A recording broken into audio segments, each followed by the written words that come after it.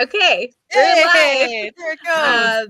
All right, welcome to Feelings with the Geekiary. I'm Becca along with Jamie, Kai, and Fareed. Eventually we'll be here. We're fans, we have feelings, and this is where we webcast about them. You can join the conversation with the hashtag Geekiary Feelings. Come on, how will we know we're wrong if you don't tell us? But again, we're never wrong. Hmm. We would like to remind all of you that the views expressed on this webcast are those of the hosts as individuals and do not necessarily represent the Geekiary or the webcast itself as a whole. You guys laugh at this part too. We always laugh because whenever we do the Bitching Dad webcast, which is what I usually do, so like I'm used to saying this is Becca, Furry, and Tara. But like we always say the views of I don't think y'all watch The Walking Dead, do you? I read the comics. I'm that guy. Okay. Sorry, you were laughing because the cat. I thought you were laughing because of something that was said. Is it Nimbus?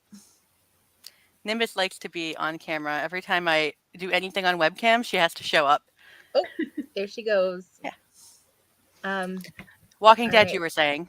Yes. Bitching Dead. Bitching The Dead. Bitching Dead. Yeah, The Bitching Dead. It's coming to a close. Finally. Well, it's not really. The Walking Dead is coming to a close, but we are getting multiple spinoffs. This is the show that never dies. And I'll discuss that later in this episode of Feelings, because I have a lot of feelings about The Bitching Dead and The Walking Dead. So we'll discuss those. Anyway, news / updates. Don't forget about our Patreon. Patreon, whatever. I never know how to pronounce that. We have a lot. Well, we don't have a lot, but we have some, exclusive content over on there, and supporting helps keep us going. So we appreciate all of our supporters. Also, be sure to check out the rest of our YouTube channel, such as The Bitching Dead and Fareed's many live reactions and everything, because they're hysterical. And if you haven't seen them yet, you really should. Fareed does the best faces. Yes, he does. I still have good. I still have screen grabs from whatever he did on the cats. Whenever he did the cats reaction, he's like, "What is that, a lemur?" Sorry, Fareed, if that accent was horrible, but he's like, "Is that a lemur?" His face is just completely. It's just he looks terrified. It's how I also would feel if cats with questionable buttholes came up to me in a dark alley. Do they have buttholes? I don't remember. How do you have a non-questionable butthole? Like, I don't. Well, look, the butthole is questionable. Do they? All cats have buttholes, right? Unless they have some kind of a thing where they don't have a butthole, right? But do you remember whenever they were talking about whether or not they should put buttholes in these CGI What's cats? the cat gonna have, a little ostomy bag?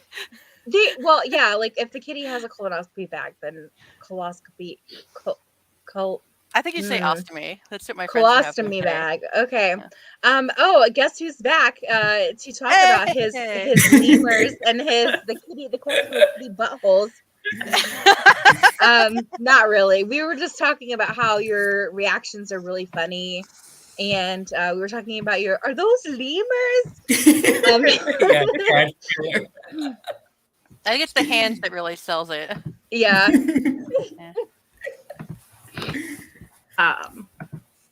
And don't forget to check out the Geekyary's news section. The biggest news from the past week is, if you're a big fan of anime, you know that Funimation acquired Crunchyroll at the end of 2020. And everybody was wondering, well, like, what was going to happen with the two different services. And then it was finally announced earlier this week that Funimation's entire catalog is moving to Crunchyroll. Are they getting rid of Funimation? Yes. Funimation will, any new shows for spring are going to be on Crunchyroll exclusively. Funimation will continue to update with new episodes of existing shows in their catalog, but I'm assuming that probably after spring, everything is just going to be on Crunchyroll. Slowly shift. Yeah. So I wrote a little bit more about it, so you can read that. But basically, like the Crunchyroll subscription price is going to stay the same, which is awesome, and good for like I have both, so this will save me some money. Yay! One less subscription for your subscription. Yeah, one less subscription to pay for. And I actually have an annual subscription that's due in April, so I'm like, perfect timing. And I did not write about this, but I thought we should talk, or at least mention it, is that the SAG Awards were on Sunday, and Squid Game won like 4 of them or something. And, oh my gosh! And they're the first, it's the first non-language. English language. Non-language. Oh, she frozen. Oh, she froze. You froze. Bitch. Did I? You unfroze for that. Frozen. And now you're frozen again. I think she was trying to say Squid Game is the first non-English language series to win a SAG award. Yes. Yeah, Jamie got kicked out of the Squid Game. She got frozen. She got frozen out. Bother me. Y'all, if a creepy doll shows up and starts singing, I am out. I'm out. I have been to war twice, and dolls are still scary. I'm sorry. They just are. I collect dolls. So I have so I know many your dolls are in my scary, room. Becca. I have so many dolls in my room, and they're all just looking at me with their lifeless eyes. And speaking of things we're afraid of, I had clowns in my graphic for my Walking Dead article this week, and I didn't know that Jamie was afraid of clowns, and poor Jamie had to edit. Poor Jamie had to edit because I was thinking, oh, maybe Fareed will get to it, but no, Jamie's like, I got it. She's like, I'm afraid of clowns. I was like, oh no, and she's gone. The clowns got her. But they actually were selling a scale model of the doll from Squid Game, and it was really expensive. It was like $200, and I was considering it because I really like Squid Games. And but then I was like, I don't have anywhere to put it. Like, it's a big doll. Like, it was, like big. Just put it on like the footboard of your bed, so that every day when you wake up, she's just like looking at you. I don't have a footboard on my bed. We were saying the clowns got you, Jamie, whenever you disappeared. I thought she like heard us talking about clowns and was like, I'm out. Deuces. No, I wasn't sure if I was still frozen or not. So no, you're good. You're good. Okay. But yes, Squid Game, first non-English language series to an SAG. A lot of people say that it's overrated, but and it may be, but honestly, it's paving way for a lot of other non-English language stuff. And it had great diversity in it as well. It had is a Pakistani actor, correct? It was a Pakistan. I think it was a Pakistani actor who was Indian. I could be wrong, but he was of Indian descent. I could be wrong. I have to check. He said there's a creepy doll. Are we talking about Anupam Tripathi? Yeah, he's Indian. Yeah, he's Indian. He's Indian. Okay. He's not. For some reason, I thought he was Pakistani. He's playing a worker from Pakistan. Yeah. Got it. Okay. He is Indian. Indian. He's Indian. Okay. Mm-hmm. Yeah. Also, they're doing a season 2, and I'm like, does it really need a season 2? Yes, it does. Okay, it does. I'm like, don't trust me. Don't. I'm really torn on this. I'm torn on this because it's so good. And part of me wants to be like, it should be like Babylon 5, where they have a specific arc, they go beginning to end, and they're done, and then it's just perfect. Mm-hmm. Okay, a lot of K-dramas are like that. Yeah. Like the one. On the other hand, it's just really good, and I like that. A lot of my I love my family. I do come from the trailer areas, so a lot of my families are super redneck, very NASCAR. Girls do dance and pageants, boys do football or baseball. That's where I come from. And tons of my family who never would watch a foreign language drama are like, Squid Game, have you ever heard of it? I'm like, are you watching foreign language media? Yes, thank you. Yeah. So part of me's like, do another season. Let's get those people. Let's bring them in. I would be okay with one more season, but after that, it's a no for me. I really like Sweet Home. And Sweet Home is probably, in my opinion, probably was better than Squid Game. But I love all the body horror stuff, and so I didn't expect to like Squid Game as much as I did. But Sweet Home, they have a second season coming up, and that is definitely a series that I can see having a second season for sure. Squid Game is kind of stretching out a little bit. I do want to find out what happens to, oh my god, what is his name in Squid Game? I would love to answer that, but there was a lot of he's in that. The main character. Hold on, I'm gonna look it up really fast. Where is his? He played Gi-hun. Gi-hun? Yeah, okay. Song Gi-hun, yeah. So I'm interested to see where they go with that and the whole red hair thing and all these theories swirling in the Twitter sphere. I said Twitter sphere. I must be put down immediately. So yeah. So do you guys have any other newsy things? Fareed always has the news. Always has the drums. Yeah, Teen Wolf is making a movie. They're No. doing a movie. Yeah, we did see that. They're going to start filming this month. Is it true that Dylan O'Brien's not coming back for it? Yeah, Dylan's not coming back. Arden got a very low pay scale and she said no. Good and for her. Then apparently, oh, this tea's so hot. Oh no! Apparently. I think someone with initials JD has frozen Fareed, so he can't talk anymore. That's right. Tell Fareed I said hi. Am I back? Am I back? Kind of. I can hear you. Yes, you're back now. Okay. Okay. You said like this big moment, and then you were like, and then you froze, and we were like, you're like, and apparently that was the last that we heard. Yeah. But yeah, apparently they're going to recast Aiden's character with another actress of Korean descent because Asians are interchangeable, right? That's a pretty big difference. People are gonna notice. What? Apparently not.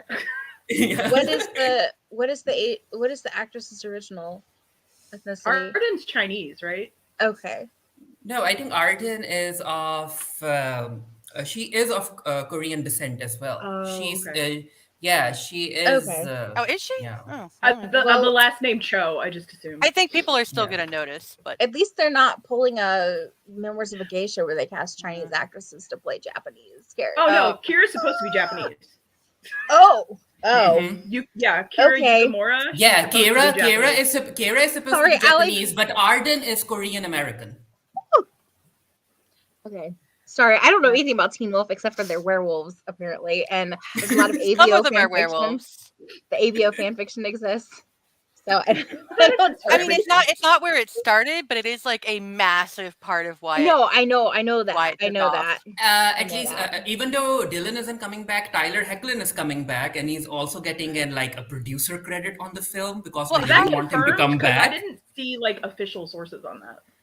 Yeah, but it's like 70 or 80% confirmed, and people are like, how is he going to shoot for the Teen Wolf movie while also shooting for Superman? Like, how is that going to work? Also, how are we going to get Steric if Styles isn't in the movie? Jeff will find a way. Jeff Is will he going find to a be way. constantly like he's going to have his phone and be like, "Oh, I'm texting Styles." Jeff might do that. We're in a Jeff might. relationship now. Well, they had that scene in whatever scene it was where Styles is looking at the DH initials on the library shelves, despite the fact that like Derek wouldn't have done that because like he didn't graduate high school because. Well, actually, we don't know. They got really murky on Derek's history because heaven forbid we give like characters backstory. Oh, There are two Tylers. They both Tyler Posey and Tyler Hoechlin. Teen Wolf. Yeah, One Tyler of them Posey is is Scott. One of them is dumb, and the other one is. One of them is dumb and hot, and the other one is just hot. Is the one who had the OnlyFans, right? Oh no! You think Hecklin is dumb? Oh no! No, wait, no! I was not expecting that. I was not expecting He was such a sweetheart. No, my friend described him as being very sweet but very dumb. No. Y'all are not sure where I was going with that. Listen, Sorry, views expressed in the Geekiary are the views of the person speaking and Views not of expressed the on this Geekiary. webcast. I have never met Tyler Hoechlin. I don't know if he's dumb or not. Okay, I'm sorry. I hear that he is. I hear he is like one of the nicest people on the planet. Super He was nice. super nice. But he just the person that met him was mad that he spelled their name wrong. So I think that's the reason why they said that he was dumb. Listen, I have had so many. No, OnlyFans was Posey. I see Robin in the chat. No, that's why OnlyFans was Posey. Yeah, That's the reason OnlyFans I was said. Posey. That's the reason I said the hot dumb one and the OnlyFans one. No. What? Those are the same guy. No, no. No, they're the same guy. I promise. No, wait. No. Tyler Hoechlin. It's Tyler Superman. Hoechlin is Superman, right? And Yeah. he's the hot dumb one, according to my friend. And Well. the OnlyFans one is Tyler Posey, correct?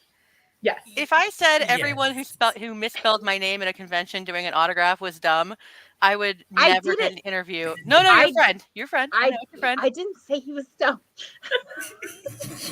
I'm sorry. Okay, Superman Tyler. It's Superman Tyler and OnlyFans Tyler. Are you happy? We wish he was on OnlyFans. I need to. Y'all can just look. I am silly. Okay, I have not been on a webcast in a while. No, it's and great. We're just gonna get emails like. I can actually already hear the Geekiary email pinging over here in the other window. I can already hear like, "Excuse me." How dare you say that? Dare. Look, that is the disclaimer. That is what my friend said, okay? And that is how I differentiated them apart, okay? As I have seen, I don't know, can I say this out loud? Try it. Why not? We don't have I to have filter. seen Tyler Posey's penis because of OnlyFans. And no, it wasn't. It was Periscope. He was on Periscope. And I was like, what the fuck is this? And I was like, oh my God. Now I can't remember what streaming platform I saw Tyler Posey's penis on. Did you see it too? No. I saw a thing with someone saying this is Tyler Posey's penis. OMG. Yeah. Videos got leaked. It wasn't Tyler himself. Videos got leaked. I honestly feel kind of bad about that because I don't like it when someone's nudes. If you share your nudes, I'm like, hey, more power to you. Own your body. Know that it was leaked because I thought it was like him sharing. Yeah, people. They were leaked. Tyler's got leaked. I feel bad about that. Cody's got leaked. Yeah, Ryan got leaked. Like people from the Teen Wolf cast, their nudes got leaked. That sounds like someone on set being. I hate that for them. And I think all of the leaks happened in like what, a week or two? Yeah, because I know that, and it was several of his leaks because I remember it being like one after the other. Tyler Posey, and I was like, what's going on? I think the only ones he posted were like artfully lit shots of his abs. I think those he posted, but I don't think anything else were. I think the other ones were leaks. And people are saying that his OnlyFans is boring because he doesn't necessarily show anything. And I'm like, okay, then don't subscribe. Yeah, you don't have to pay for it. You have control over your own money, friends. Yeah. I don't know. Now I think about OnlyFans, I'm thinking about Bella Thorne, and now I'm mad. Oh. I'm not going to show this, but somebody said it's everywhere. Tyler penis everywhere. In order to keep this chat at least PG-17, I'm not going to show that comment. Hey, correct bodily words are okay to say in public. Penis. Yeah, you can say penis. Everyone's free to say penis. Sorry, I just thought of that scene from Varsity Blues where she's like, penis, vagina.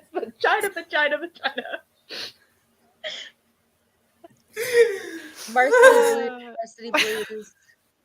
Wait, are you talking about the doc on Netflix about the James the show. Movie? The show. Oh, the movie. The movie. The movie. Okay, sorry. There's a documentary called Varsity Blues or something, but it's about the Lori Loughlin scandal and all the wealthy parents who got their kids into. Where would penis fit into the Lori Loughlin story, Peach, Becca? I don't know.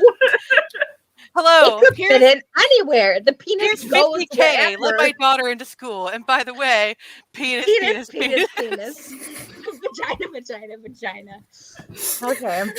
Angel is Happy anniversary!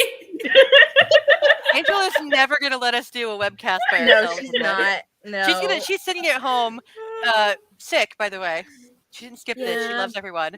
She's sitting at home, doped up to her meds, looking around like, how high am I? How many times have they said penis 20 minutes into this webcast? About our anniversary. It's not About our anniversary. How did we even get on? Look, I'm just saying that Fareed and I together are a force to be reckoned with. Somebody is tonight is going to be a night. Earlier I was like, oh, this is gonna be so like bowling teeth. Sorry, Stephanie. And I hope she doesn't get mad at that. I'm sorry, Stephanie. I don't actually know whether or not she had teeth pulled. But yeah, Fareed and I together are unstoppable. Am I unstoppable? I mean, A-word. Yeah. Super. The A word? No, I said that's certainly a word for it. Oh, I thought you said for the A words, and I was like, yeah, we are assholes. I'm the asshole. Fareed just goes along with it. I think we can say that word. That's a PG-13 word, right? Yeah, I already said it. Oh, great. So, audibly correct word. I mean, this webcast isn't going to be monetized, so. Oh, great. Yeah. Okay. No monetized webcast today. Hey, Yeah. where are we in our program? We haven't gotten to the discussion yet. So That's check out the giveaways we're currently giving away. Yay! Mine just ended. Oh yeah. I was running a 3-month giveaway for a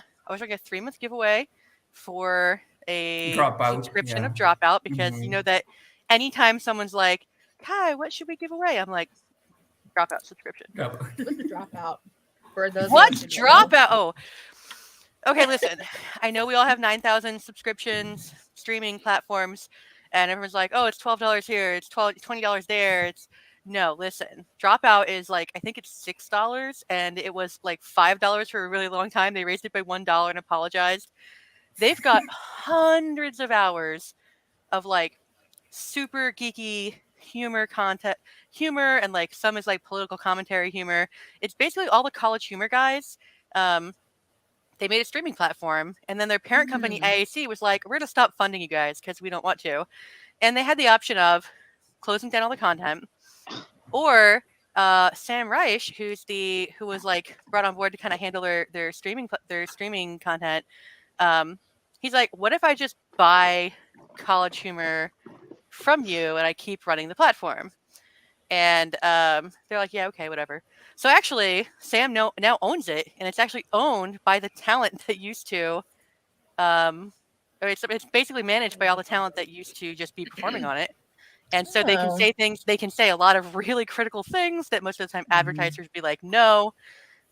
They have an entire show that's basically them playing werewolf, like the game Werewolf, the party game, but it's actually like instead of finding the secret werewolf, it's trying to find the secret stoner.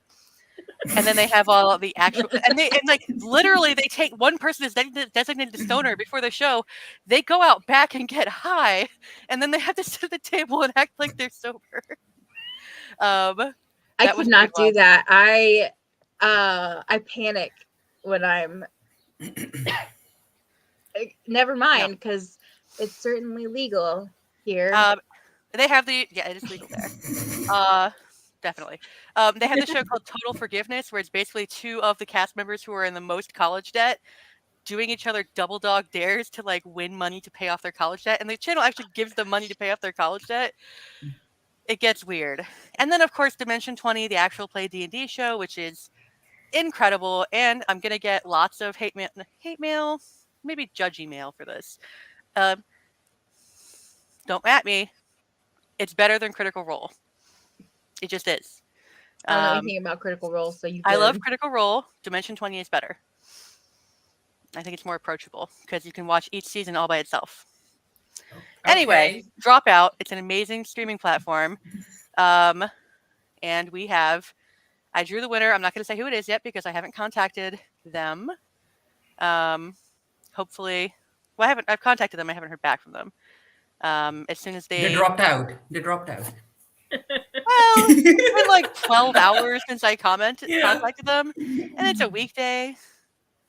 Anyway, that's Dropout. I'll talk about it all day if you guys want, but who else is? Mine. Who else is doing? You're doing one, Jamie. What's yours? Yeah, Jamie. mine is. I'm giving away. I don't have it on hand that I could show, but I have a Dragon Ball Super Saiyan God Goku. Oh no, that one that was really cool. You showed From me. Figure Ben Presto, right? from Ben Presto, yeah. Mhm. So that's a Twitter. That's on Twitter. That's a Twitter giveaway. Basically, you just follow us on Twitter, retweet the tweet. Like, there hasn't been that many retweets yet, so like your odds are really good of winning. That one's Most still of them running, have been right? us, and we're not eligible. So like, Yeah. go for it. I'm gonna retweet that one right now, just so everyone can see it. That ends midnight Eastern time on Saturday, so still got a full day and like 4 hours to enter. I think we also have another giveaway. Oh yeah, Stacy. Stacy, yeah. Mhm. Gave Is that And away. she's giving away. It's a Black Spire Outpost tote bag that she got while she was on the Star Cruiser. Mm. Do we say immersive experience? Do we say LARP? Is it a LARP? It's a Immersive very experience. expensive. I don't know, because I it's a very imagine LARP expensive would hotel. be like, yeah, Big because like, Yeah.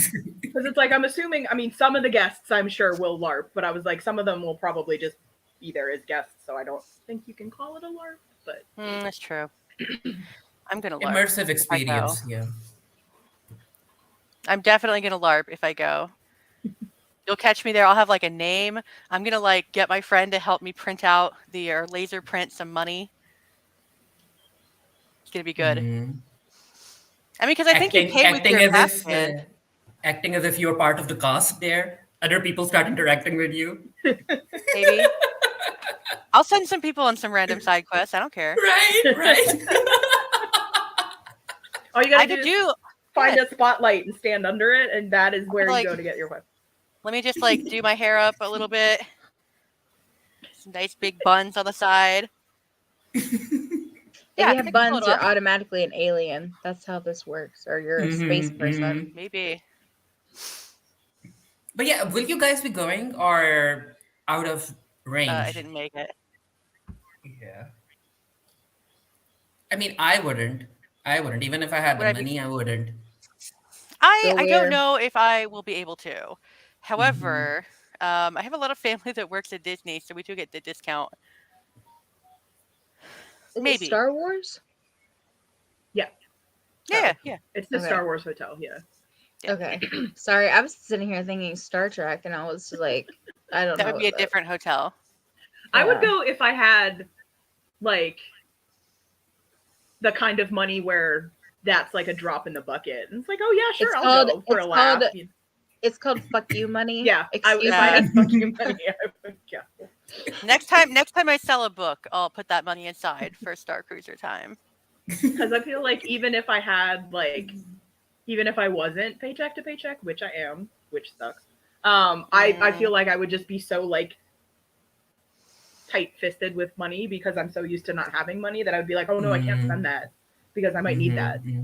So you're the exact if somebody opposite else of me. wants I'm to just fund like it, I would go. There were rumors that the hotel has a $20,000 room, and Disney was like, no, that's just a rumor. We don't have that kind of room. And I'm like, really? Sure. I mean, they have that room in Cinderella's palace that is just prohibitively expensive, and you also can't just reserve it with money. You have to know someone and have money. You have to give them your firstborn.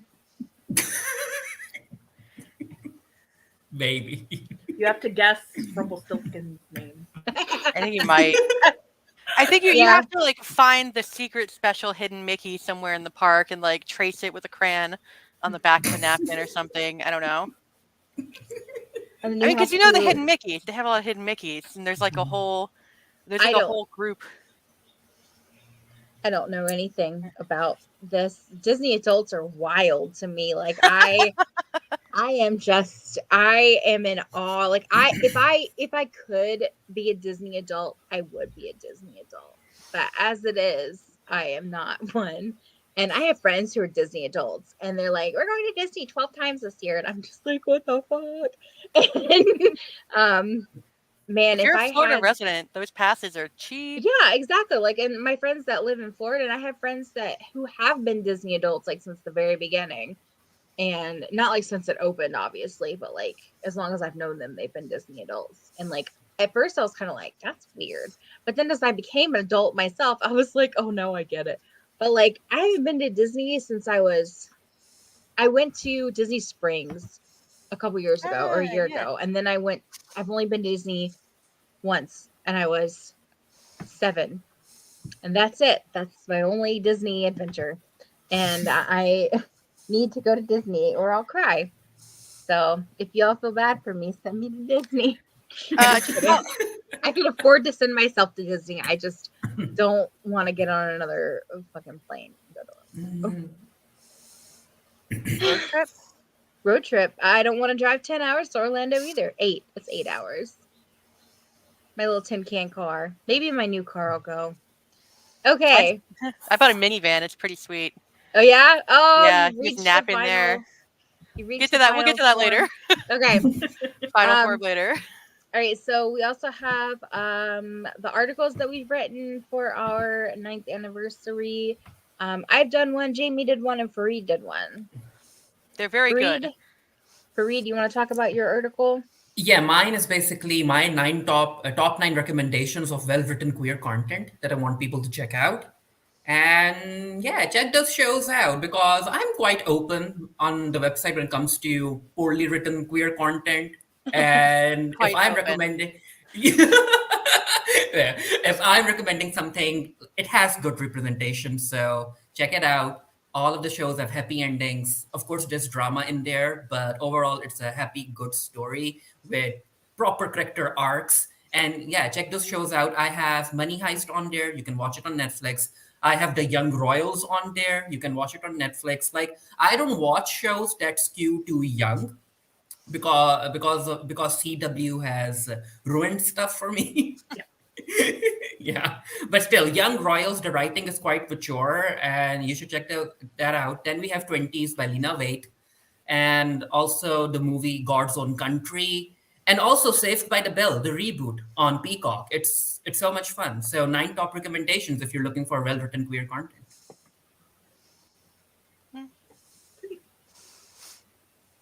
Sorry, I went to look up Young Royals on Netflix, and it started the freaking series, and I was like, and I just heard the dun dun. I was like, no.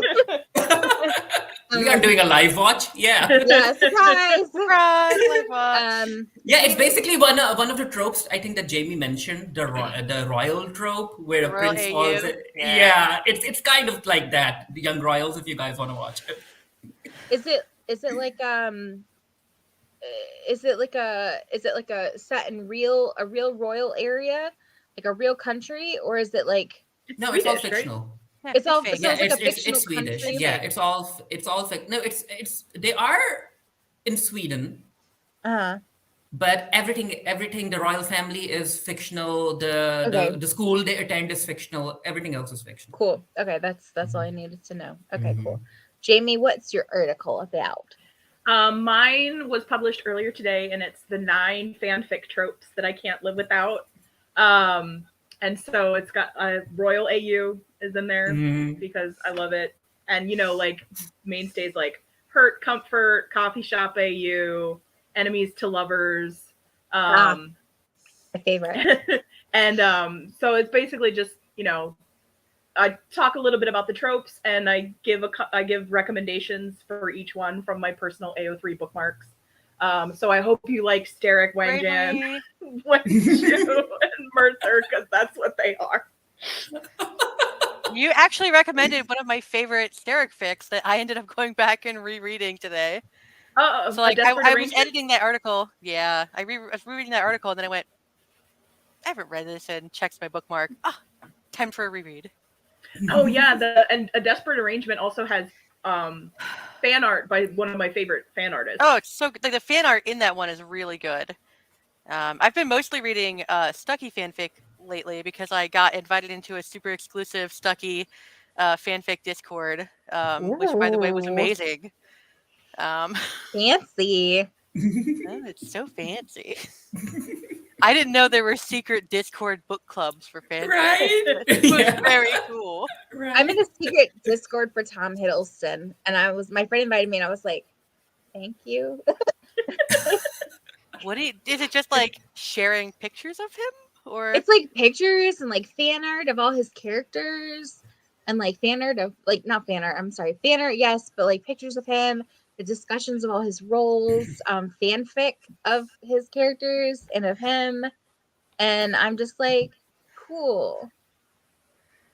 someone's Okay. screaming at me? Come here. Why are we screaming? Why we scream? Oh, kitty. Okay, you can't go on the computer. Okay. Becca, your Walking Dead article. Yes. I did a Walking Dead article. Yes. I wrote 2,300 words on the top 9 dumbest moments of The Walking Dead. And there are multiple more. It's like top 9 moments and then top 3 like honorable mentions. Okay. So I'm going to kind of like go through them real quick. I'm sorry, Jamie, I'm traumatizing you. Glenn's dumpster death, Daryl and Leah get fucked. Moral trying to change Kagan. I'm sorry, Morgan trying to change Daryl. If you don't watch The Walking Dead, you have no idea what I'm talking about. But for Reed knows, Carl's dead. Fuck you, Sadiq. Justice for Carl. Michonne leaving her children with the people in Alexandria, just up and leaving her 2 babies with people and making them community babies to go and look for Rick, which we don't know where Community he is babies. or what he's doing. Yeah, we call them community babies. Community baby, yeah. Because there are multiple babies in this series that they just are adopted by the whole community. And then I have a lot of stuff to complain about. Jesus' death, and not Jesus on the cross, but there's a character in The Walking Dead, in case you don't know, called Jesus. He died because the actor just got tired of the series, and I don't blame him. The entire character of Andrea was top 9 dumbest moments. Rick saving Negan's number 8 dumb moment. Number 9 dumb moment. The zombies using rocks and rattling doorknobs and breaking windows, and somehow never doing that ever again. They could do it in the first season, but then they just didn't do it the rest of the seasons. And I kind of was like, because I talked to Ross Marquand, who plays Aaron in The Walking Dead, and I was like, what's up with that? And he was like, well, they were supposed to be a tribute to Romero zombies, and Romero zombies, they have like a memory of their past, and they can do things like from their past lives, like some zombies will hold a gas pump or whatever, push baby strollers, yeah, stuff like that. And so they thought that this was kind of like honoring him or whatever, and they invited George Romero to direct some of the Walking Dead episodes, but he said, oh, fuck you, no way. Because they had already written the script, and George Romero kind of writes as he directs. That's his style, and which is agonizing for somebody who's a Virgo. I could never. So agonizing for someone who's a Virgo. Yeah. Well, I mean, is he a Virgo? I have to look now. Because I can't. I could never do that. No, his birthday is February 4th, so he's a Aquarius? No, yeah. Capricorn? I'm pretty sure he's an Aquarius. He's an Aquarius. Okay, so he's water. Okay, water is water Aquarius? Wait, is it Pisces or Aquarius? It's Pisces. No, it's crap. Pisces is it Aquarius? Aquarius. He's an it's Aquarius. Gotta be Aquarius. Pisces and anyway, so he prefers to kind of like write the script as he directs. So he was not comfortable directing The Walking Dead because the script had already been written. Anyway, so the walkers in season 1, they pick up rocks and are able to break windows and stuff with that. But in the later seasons, they don't do that. And I'm thinking, because like if these walkers can pick up rocks and shit, like the survivors never stood a chance, because these people in this apocalypse are dumb. They are really dumb for real. And then we also have honorable mentions, which are the Alpha and Negan sex, which was disgusting. Beth or Maggie conveniently forgetting the fact that she had a sister who was brutally murdered. Or was she? Beth us, bless us. And then the zombies that, you know, pluck everybody's eyebrows and mow the lawns, because like this takes place in the South, right? Georgia, South Carolina, Virginia area. Kudzu is everywhere. It's an invasive species, and it takes over everything. You have to like cut it back and cut it back and cut it back. Kudzu would have taken over the whole world. So Definitely. maybe the zombies were taking care of it and they were mowing the lawns and cutting back the kudzu. I don't know. It's super dumb, because The Walking Dead is super dumb, and it's finally coming to an end. Or is it? We don't really know. Farida and I and Tara trapped in this hell forever. You're gonna have to do the spin-offs too. We are. No, we are. We do the spin-offs. Yeah. We did the World Beyond spin-off.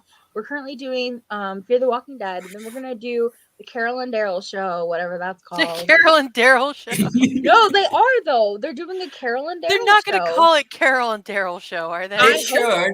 They should. Oh my God. Show. Carol, Daryl, and Dog. That's what they'll call it. Not with that. But and there's also the Tales of the Walking Dead spin-off coming Tales up. of the Walking Dead. That's gonna have Terry Crews in it. That'd be cool. Olivia Munn. Don't say that out loud. Somebody's gonna hear you, and they're gonna order 7 more seasons. Trust. If I had a martini, I would swirl it right now. But I only have a pink drink, so I will swirl my seltzer for you.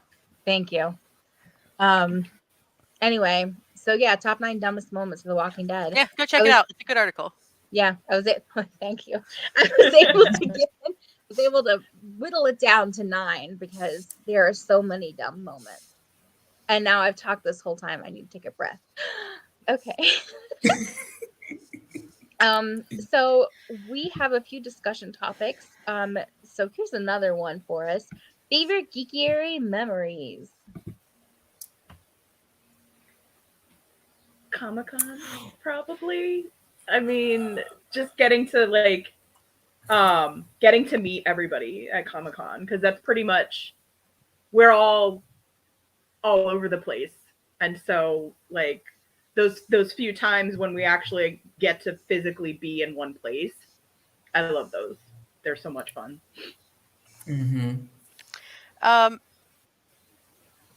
I think let me think of like a specific one, because actually I've had a lot of really.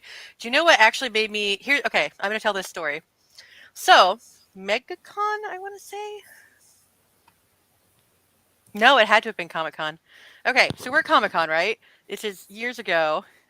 If you look up the year that Cosmos was doing the season, and I did the big Cosmos article where we talked to Neil deGrasse Tyson and Andrewian and cool people. We went in for the panel for that, and I had I have a disability. I use service dog, and because I do, when I go to Comic-Con, I have they give me an aid badge. Basically, she waits in line for me if I have to if I get an alert from my dog and I have to go get out of line, and she'll go get food for me or a drink for me. Basically, they give you someone that can help you if you need help. Well, at the same time, my husband, my incredible husband, was there at the con with me on his own badge, not on an aid badge. And as an aide, I had one of my local friends, Chrissy, who was coming to help me. Well, so that's a lot of backstory we have these roundtable interviews with the Cosmos crew, and these are just incredibly cool, geeky people. And they're, we're on our tables, we're kind of hanging out at our tables. And the way a roundtable works is you have a big table, and it's however many press people they want to have at it, and then the talent rotates tables, and they go around and they ask everyone questions. And well, so I go there. On the way to the interview, I realized my blood sugar is dropping. And Fargo's kind of giving me a little, hey, Mom. So I'm like, okay, right. So Chrissy's like, I'll get you a soda. I'm going to be right back. So Chrissy goes to get a soda. And then I guess she runs into, I don't know if she ran into Cameron outside or something, but she's getting him a drink too. So I'm sitting down at the table. I'm trying to be cool. I'm waiting around. They haven't started the round tables yet. I'm sitting here, and then they're kind of doing their presentation in the front. They start doing the presentation. I'm like, I am very close to some very cool science people, and also I really loved Cosmos when I was. I don't know if you've ever seen Cosmos. It's a really good show, and the revival is fantastic. So I'm sitting there kind of nerding out, but also kind of spacing out because blood sugar. And then, my Chrissy comes in, she's got her aid badge at the door, and she's like, hello, I'm with, yeah, thank you. So she is trying to be really quiet, but she sneaks in, and she always feels really helpful when she's on her aid badge. She's like, I have to earn my right to come to Comic-Con with you. So she sets the drink down, and then she gets my microphone out, and she's setting my microphone up to record properly.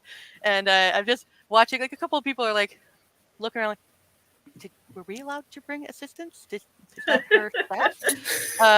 And so that's funny. And then Chrissy just sits behind me alertly. She sits behind me with her hands folded, I'm at the wall because I'm sitting by the side because Fargo is right there. She's sitting by the side. And then they start doing the talent round tables, and Neil deGrasse Tyson comes to our table. And as he's coming around to our table, we've already talked to a couple other people. He's coming to our table. He's answering questions. Cameron comes in the room, and he comes in the room, and he also gets he takes a drink from Chrissy and sits next to her. It's very obvious these are people who are with B. I don't know how Cameron has found his way into this interview room. He apparently was just where's my wife? Oh, yeah, she said something about going to a Cosmos interview. Oh, there's a sign for a Cosmos interview. And he can just walk anywhere. He has a superpower that if he walks anywhere, people assume he's supposed to be there. So he just walked past security. We're like, oh, my wife is in the, thank you. He just walks in and sits. And I see Neil's kind of looking, and he's going over the question. He stops and he goes, he stops after me and he goes, oh, did you want to ask a question? He asked Chrissy, and Chrissy's like, oh, I'm sorry, I'm with, he's looking at Cameron, and Cameron also does is this your entourage? Well, I'm yes, our small press outlet. I have brought an entourage of people. Yeah, he was like, am I supposed to know you? It was really funny because just having two people who were just there, all the other press people at the table were like, oh, what outlet are you with? The Geekiary. Oh, wow. Where do we know them from? Yes, we have to pay our own way to everything, but we bring an entourage with us because it's all about appearances. We just get tickets. That's what we get. Yeah. So that was one of my best memories. Everyone was so polite but confused. They were not only did you bring an entourage, but they let you in with an entourage. Mm-hmm. That's what we're Neil had one assistant walking with him. And I had someone adjusting my mic and putting a straw and moving it around. It was very fun. Anyway, that's it was half embarrassing and half hilarious. So really good. Top that. I honestly, I'm not gonna lie, I'm pretty sure, I don't want to alarm anybody, I'm pretty sure I had a vocal seizure during what you were saying because I don't remember a single thing about what I was going to say now. Oh no. It will come back to me perhaps. So somebody else will have to go. See, here's the good thing. Mm-hmm. Yeah, Kai. I was gonna say, here's the good thing. Becca, you could just pass that off. If I have one, before it happens, Fargo is gonna get over here and you'll just see a dog head come in.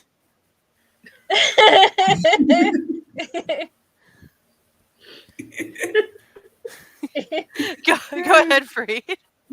Of course, my memory, the Jeff Davis thing has made me I am literally ingrained now in Teen Wolf fandom history. Tell Freed I said if someone goes through the fandom history of Teen Wolf 10 years from now, I'll be in there somewhere.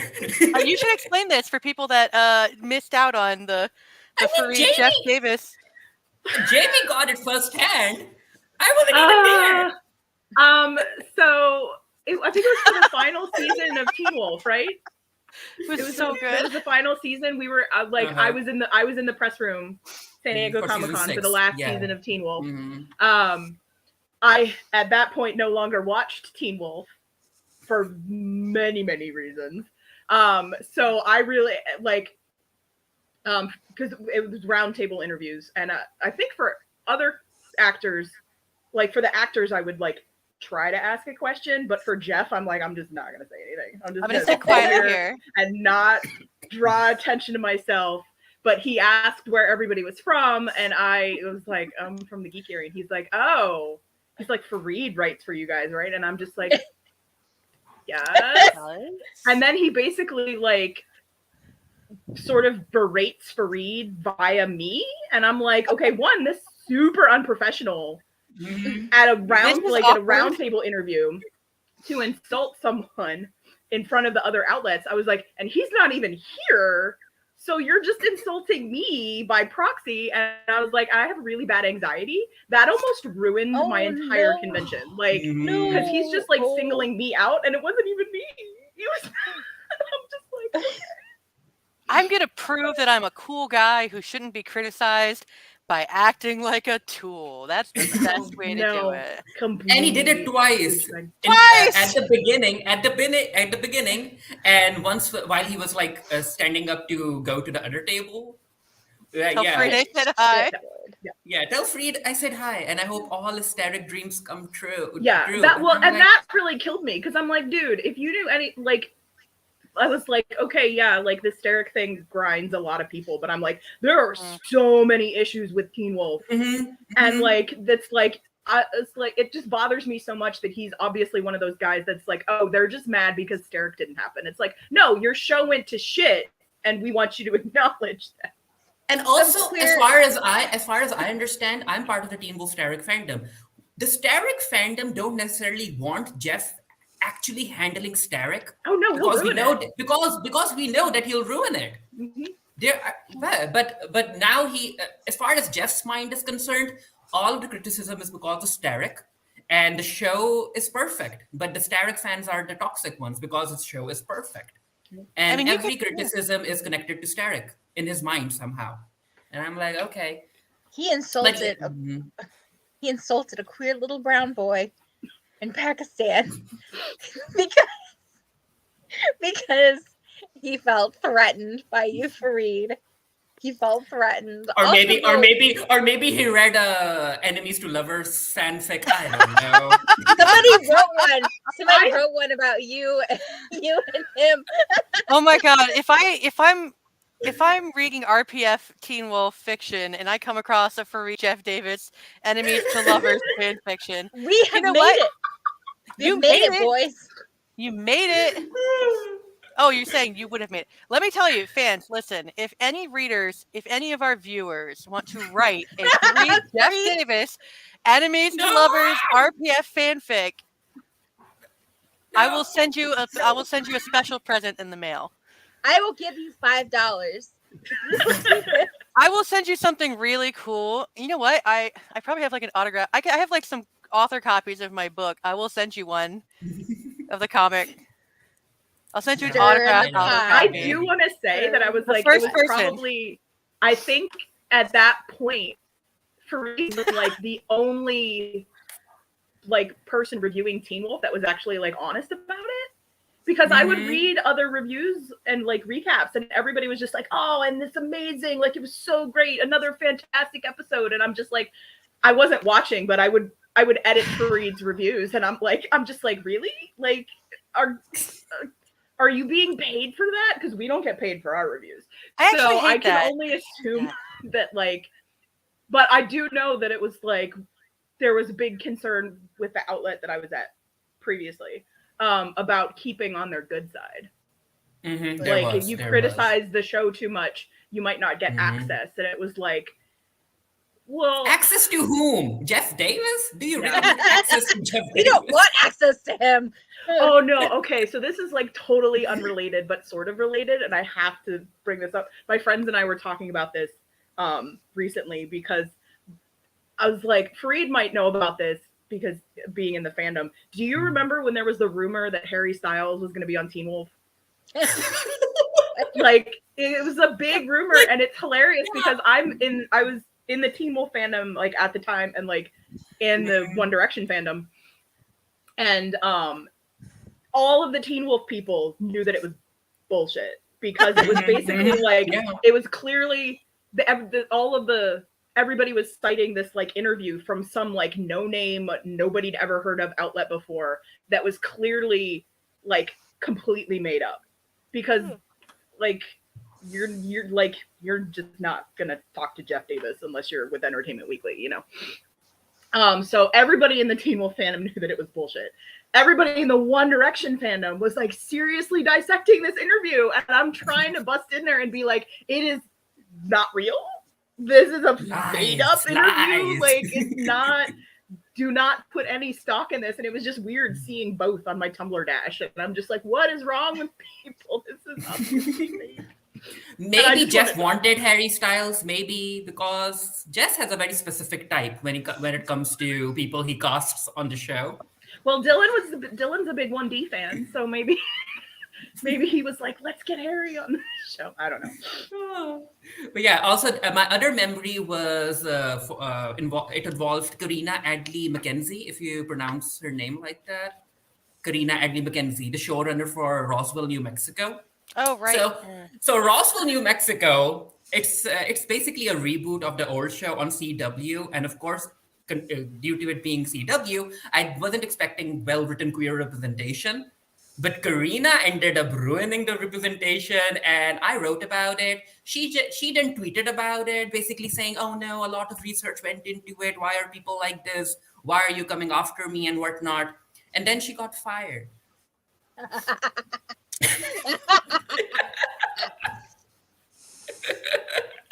And then she's not the showrunner anymore. And I was like,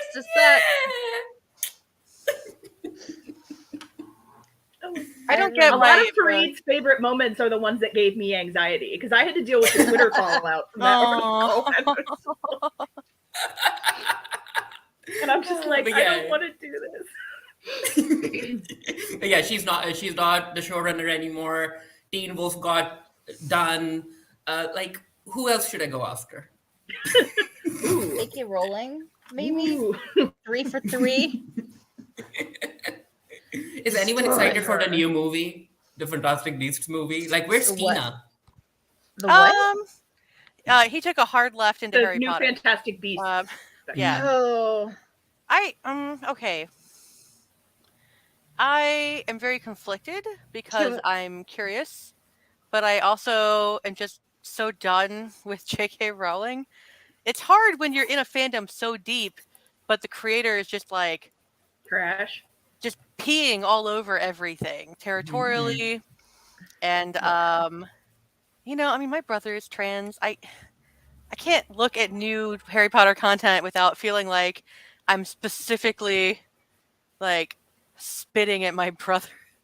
And every time people are like, oh, she didn't mean it. And then she's like, oh, actually, just to clarify, in case anyone was wondering, I did mean it. Yeah, I am a transphobic piece Anytime of shit. anybody tries to like give her an excuse to like back off, she doubles down. Like the studio people would be like, hey, just so everyone knows, we're like, even Ivana Lynch, who like I guess she like really helped her when she was in a down, depressed place, has like slowly backed away. Hello. I'm just gonna leave. Tom Felton defended her at first, and holy shit. That was bad on his part. Yeah. And Danny Radcliffe was like, I don't know her. Who's J.K. Rowling? I can't read suddenly. I don't know. I don't know who that is. Who is she? I got my eyes got blinded at Broadway, and now I don't know what I don't exactly. I saw him on Broadway. He was so cute. I saw him on Broadway. I thought you saw him on in that horse drama. No, I did not. I was obsessed with him in that. I never saw anything from it except for his nude photos because I was like, what, a 17-year-old girl or something, and I just was like, No, I was a little. How old was he when he did Equus? It doesn't matter. We're not going to talk about. Yeah, let's not talk about Equus. Anyway, no, I saw him in How to Succeed in Business Without Really Trying. Me too. John Yeah. Larroquette. Mhm. And Really he was good. really cute. I saw it in 2011, and it was a really good show. I don't remember a thing from it. I saw that show Um, twice. Once with yeah? Daniel Radcliffe and once with Darren Criss. Oh, Mm. I saw a bunch of shows. I saw Memphis. I saw The Addams Family. I saw Sister Act. I saw. Okay, I but saw. Anyway, a sorry. Yeah, J.K. Rowling. I had put away all my Harry Potter stuff. I have gotten rid of what I could get rid of. I have a Harry Potter tattoo that I keep. I got it with a friend of mine who's also LGBT. So, like we just said that, and we got it together. So that's an important part of our friendship. I mean, it meant what it meant when you got it. And it still means the same thing to us as well. And I don't judge anybody for liking Harry Potter. I just have come out of that phase of my life where I don't know how to say this without talking down to anybody, but like there are a lot of people who made Harry Potter their personality, and that was how I was for a long time. That's not how I'm not. Now I've made BTS my personality. So I've moved on to my next hyperfixation, but I have friends who are trans who still identify heavily with Harry Potter and see it as a story of transformation and gives them hope and stuff. And I'm proud of them and I'm glad for them. However, J.K. Rowling goes after a very specific part of the trans community, trans women. And so my trans male friends do not feel attacked by her. But my trans women friends do. And and also a lot of my friends who are not trans are like, well, she's not transphobic, blah blah. I'm like, she might not be transphobic against trans men, but she's very transphobic against, she's a TERF, trans radical. How do you define transphobic if J.K. Rowling is not? Yeah, exactly. It's like, she's she's I don't hate trans people. I'm just afraid they're gonna molest women in bathrooms. Yeah, right. Because everybody knows the little symbol with the white thing with the skirt looking thing keeps it's a force field that keeps all men out. That's and I'm exactly. And I'm people assume that that perverts are gonna dress up as women and go into bathrooms, and I'm like, look, trans women just want to pee. That's it. They want to go into the women's restroom where they belong and go to the bathroom. Like, it's not that hard. But so I think that a lot of people who are looking at it, because she's not as vocal, I don't think she's vocal at all against trans men. She brings it up, but she doesn't say anything about trans men. She's not nasty towards trans men. She's very nasty towards trans women. I think it's because she sees them as women. Probably. I don't think she said it, but I feel like that's why. Yeah, which is transphobic in and of itself. But yeah. So I'm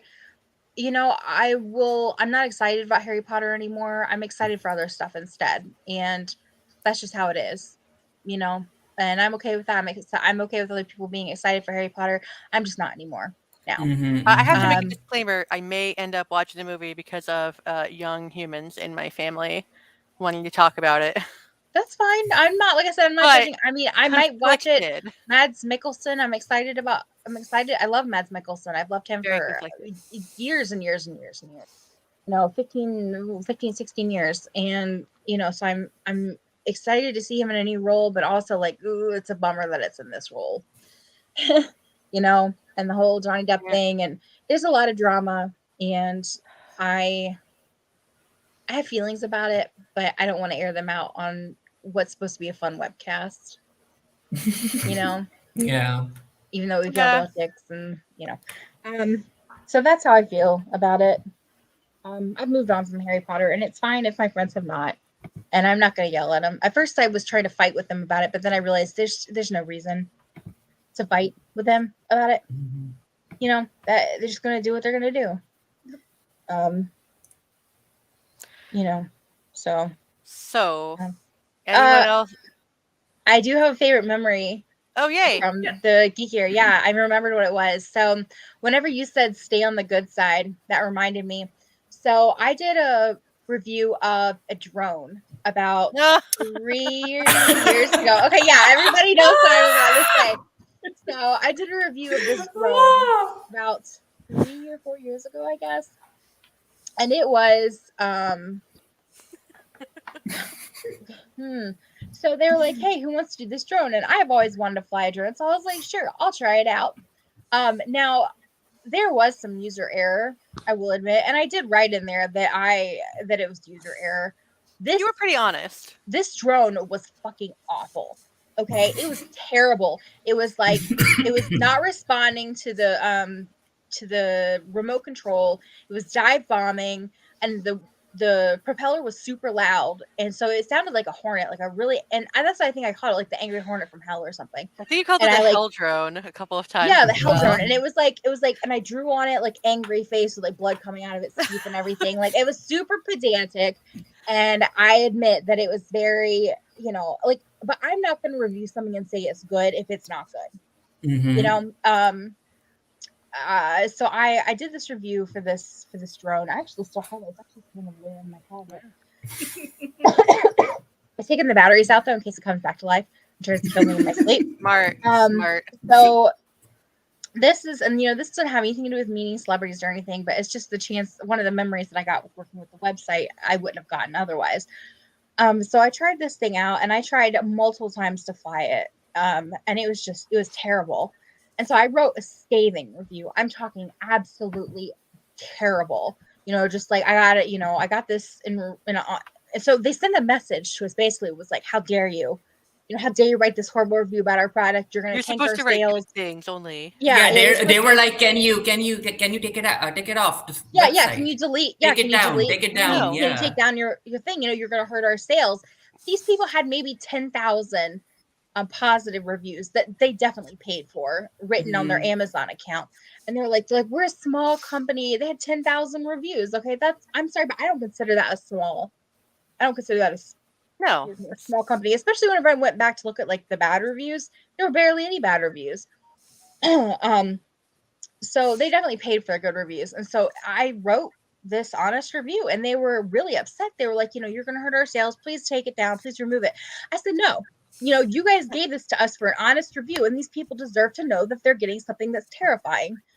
So anyway, we argued back and forth for a little while, and we finally were like, was it that we had to say we're going to have a lawyer step in or something like that? I don't remember what it was. I think we said something because they were threatening legal action, and we were like, yeah, they were going to threaten legal action. And the whole time I'm sitting there, I wasn't afraid. I was kind of like, like, but in a way that you're kind of like, haha, I outed this terrible company.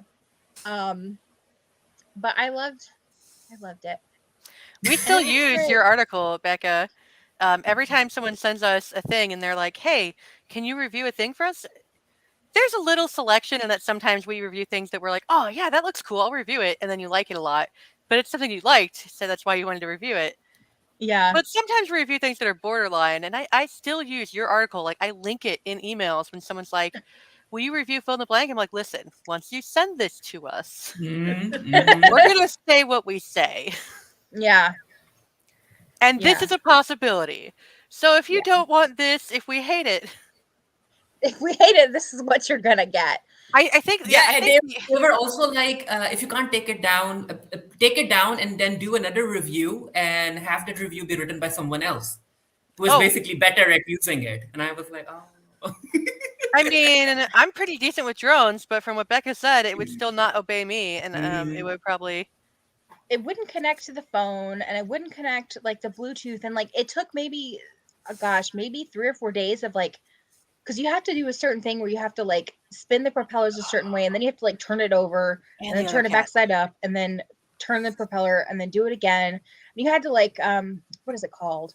Calibrate. Not modulate. Thank you. Calibrate. Yeah, you had to calibrate the propellers, and there were like 20,000 propellers. It was just bad, and I need to get rid of it, to be honest, because I've been sitting here like, maybe I can make it better. I really can't. I'm just gonna get rid of it and give it take it to Goodwill or something, so somebody else can get their arm cut off by this thing. And it Do you want to be responsible for someone dying? No. That drone, Becca. Maybe I'll just run it over with my car. I don't know, or I'll take it apart and use the parts to create a Send it to Jeff Davis, Oh. Becca. Like, see if Leave you the can, face painted on it. like, do a rage room. Oh my gosh, yes, I thought about rage rooms. I think that would be super beneficial for me as somebody who's full of rage. I did one last summer when I visited a friend in Pittsburgh. We went to a rage room, and it was like, I mean, I think it was like $60-something, and we got like 20 minutes or something like that. It was money well spent because like I had been fighting with my computer, like my laptop that day. And I was just like, okay, I was like, I will just hold on to this anger at my laptop, and I will destroy a laptop at Rage Room, which we did. We picked a laptop, and we were just like, we had baseball bats. It was so much fun. There's some places where you can get a car, and you can get like plates and cups and like stuff like that. But you can get a car, and you can beat out multiple windows in the car, and I'm like, oh, very cool,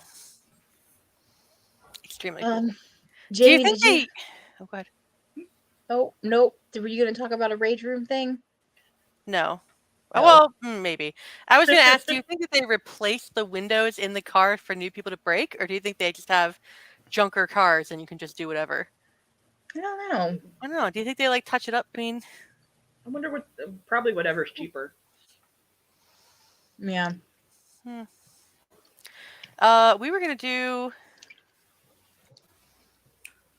recommendations at some point. I don't know. Yeah. Also, we'll get there. Oh, we're gonna do no. I skipped. I mean, we can cut the rest of the discussion short because it's already been over an hour. But like, oops. Well, I noticed it was over an hour, and we did promise people we would let them sleep on a weeknight. Oh. We had hopes. We had. Where are we?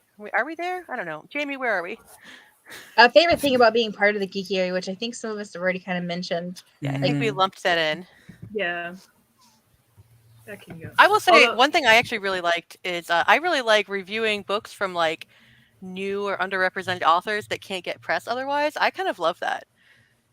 That's one of my favorite things. I like wandering around like the small press alley at cons.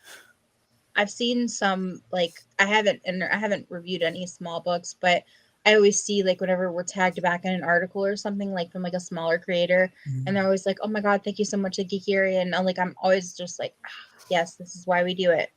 And also to destroy the huge. Our new contributors that cover the web comics bring Love a lot them. of good, Mm-hmm. lot of good press to like smaller engagement. creators. Yeah. Mm-hmm. So and also I like the fact that we aren't actually bought out. Like we aren't controlled by a big company, so we can basically say what we want. Yep. So I mean, we have ad revenue, but I can't remember a time that we've had to like stop saying what we wanted to say. I think we're just like, if you don't like it, you could just stop being a patron, or you could just stop advertising. We usually just turn off comments.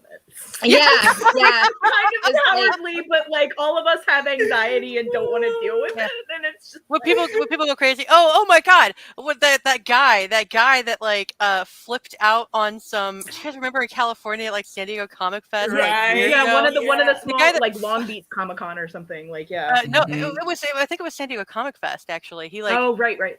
He flipped out on some like teenage volunteer that was trying to tell him his time was off and like cussed him out and like, okay, so we wrote about it, not a big deal, right? Like a little interesting of, hey, maybe be cool, dude.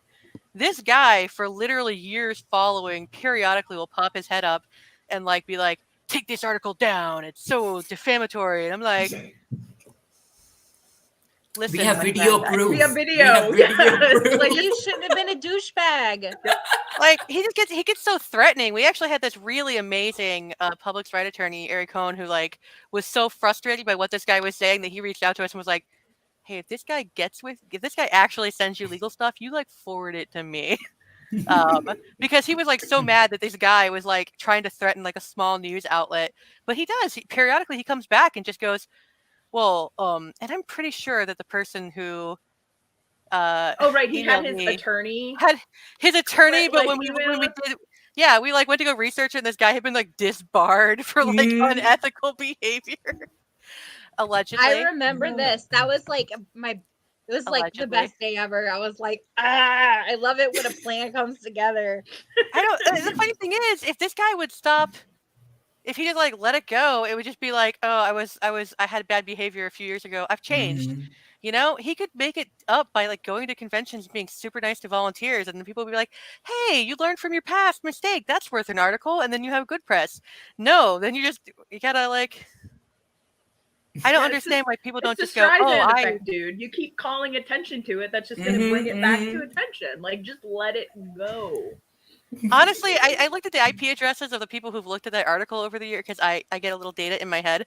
I'm pretty sure he Googles it like periodically because like there's just like this little cluster, and I'm like, he gets drunk every now and then, and he looks up allegedly. this article, and Allegedly, yeah. he allegedly, and he cries on the floor, and he just, you know, he just sits in the bathtub with his laptop. I would feel bad for him if he wasn't so mean to me. Yeah. I mean, I don't care. It doesn't touch me in my heart. That's one of the things I really like about the Geekiary. We have been here for 9 years, and even though certain people won't mention us, they know we're here. They know we exist. Yeah. They know. We're like a actually little starting pebble. when I first started going to conventions for the Geekiary. Like, you would, you sit down at the round table and you talk to the other people, before the talent gets there. And I would say like I was with the Geekiary, and everybody was like, "I've never heard of you." And now I sit down and they're like, "Oh yeah, you guys," and I'm like, "Really?" Like, yeah, doesn't Jeff Davis hate you? The people from iZombie, like I mentioned us, and was it Malcolm or was it Rose who was like, "Oh yeah, the Geekiary, I know you've done reviews," and I was like, "Oh, thanks." Okay, well, iZombie is really good. It's hard to do a bad review for iZombie. You can pick apart anyway. That's one thing. That was a good memory of mine. Good memory, funny memory, sad memory. A memory. Yeah. Hopefully he moves on with his life and forgets that article ever happened and is nicer to teenage volunteers at conventions. And if not, then we'll just keep making fun of him forever. It's fine. If you're a teenage volunteer at a convention and you get shit off this guy, let us know. We'll take care of it. Let us know. And by take care of it, we mean that we'll write a terrible article about it that he's gonna drunk Google. But if he's super nice to you, I don't want to let me just say allegedly again because that's like a fantasy I have in my head. But also, like go read the articles on it because like the texting was. Something. I've seen the video because there's a video, right? Yeah, oh yeah, no, the video of him cussing out the kid. I've seen the video. This yeah. Poor kid. Can you imagine you're like volunteering at a convention and you're just trying to tell some guy his time is up and he just starts cussing at you and you're like, I legit probably would have pissed myself because I'm so afraid of men. I would have been like, either I would have peed myself or I would have gotten really fucking angry because like I get fighty. Men. No, I did Iraq time. Someone yells at a volunteer around me, I'm gonna be like, hold my badge. Let me not put my name on me while I do got this. your badge.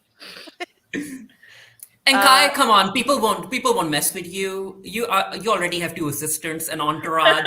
They are going to mess with you. Yeah. If you need to talk some shit, please go through my people. If you don't know that's a service dog. If you don't know that's a service dog, it's like I have an attack dog on retainer. Like an attack oh yeah, Fargo the attack dog. Let me just. I want to show you. I want to turn the camera up, but there's underpants and we don't need that. I have my beautiful framing right here. He likes to carry underpants around. No, does he really? He'll get them out of the laundry. I actually sewed a little bonnet for my laundry basket, but if I don't leave it on, Fargo will go in the laundry basket and take a pair of underpants and carry it around with him. And like, you'll just look down. You'll be like watching TV. You'll look down, and he's there like. No, that's so cute. He'll just be there like, this is not underpants. This is a sweater. This is a tank top. But he'll just be like. And if you go, hey buddy, can I have that? He's like, he just like, well, this was clean. My friend's dogs used to do that with her underwear, and I was like, that was before I got my dog, and I was like, that's yucky. And she's like, well, it's like the youiest part of you. Yeah. And I was like, okay, cool. It smells like you. I have to roll in your. About like, because my cat, I have pusheen slippers that I wear like those are cute. I wear them all day basically. But like sometimes if I'm gonna put my legs up on the couch, I take the slippers off, and my cat will like immediately come over and lay down on my slippers because they like they smell like because your feet has very concentrated like you smell and like it smells like me. And I'm like, or you could just come and cuddle with me on the couch, or you can sleep on my slippers on the floor, but whatever. Splendid likes wet towels. That's where she likes, like, whenever I take my towels off after a shower and I'm dressed, she likes to sleep on the wet towels. And I'm like, what? She hates water, but she likes wet towels. So I don't know what the. Anyway, okay, sorry. So what are some Geekiary related hopes for 2022? Conventions back. I mean, I went to two. I went to two last year because New York started opening up, and New York Comic Con happened, and Anime NYC happened, and I like Anime NYC. It turned out it wasn't like the super spreader they thought it was, but there were definitely like confirmed COVID cases at it, and I somehow didn't get it there, and then got it like 2 months later coming home from work. Like, but I'm really excited. Fingers crossed for San Diego Comic Con because it's been 2 years, and I haven't booked my plane ticket yet because I don't want to until I'm absolutely certain it's happening. But WonderCon is happening, so good chance that San Diego Comic Con will actually happen this year in person. I would love to get back on a schedule of conventions. It's fun. It's like neat. I love to go to conventions because I think that's also where I find a lot of the small press that I like to cover. I like to find board games. I like to find things that you can't easily find other places unless you know someone who knows someone who, because a lot of small press can't afford media coverage. They can't afford to like seek out and find media coverage. Which is why, I mean, I know people who are authors and game creators and stuff who watch this and who send us 10,000 emails about, hey, do you want to cover this? Keep sending them. Like, there's a lot of them, but like we pick things out of there to look at. Like, there's a lot of them, so maybe we just didn't see it. But like, we do love to cover good small press. I did have a very lovely, very friendly author who had just. I'm not even going to say what the subject of it is because he was very friendly and nice, but he had probably the worst book I've ever read in my entire life.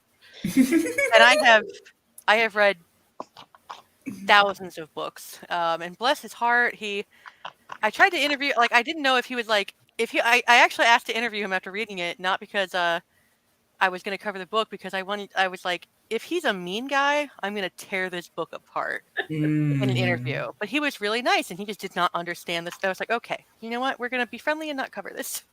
Thank you. Have a good day. Even if we don't like it, we're not going to tear apart a brand new author unless you're a jerk about it. We just won't cover it if it's terrible. Oh, I did cover something that I thought was terrible. Ship It, if you guys have ever read Ship It, that is... Okay, we won't cover it unless...